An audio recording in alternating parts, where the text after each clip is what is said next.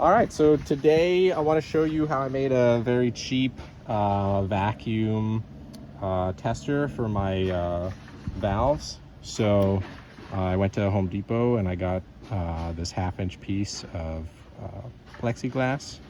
And then we also have a thin piece of rubber that you can get in the plumbing aisle. And then I picked up one of these Union quarter inch, which hooks up to your air conditioner gauges.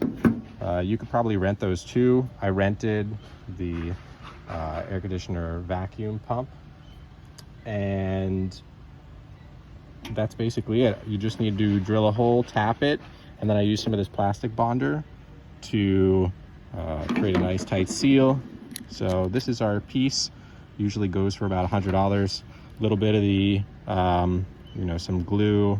I used I think it's construction adhesive right there. Let it set, make sure you have a hole, and that's pretty much it. Then you can hook it right up to your vacuum gauges, nice and snug.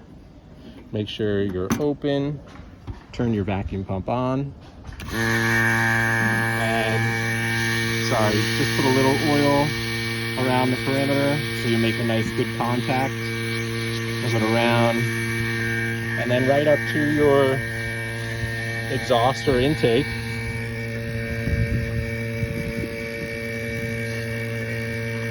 Oh, that one was the EGR, so we'll skip that. But you can see we're getting good vacuum, so it's good.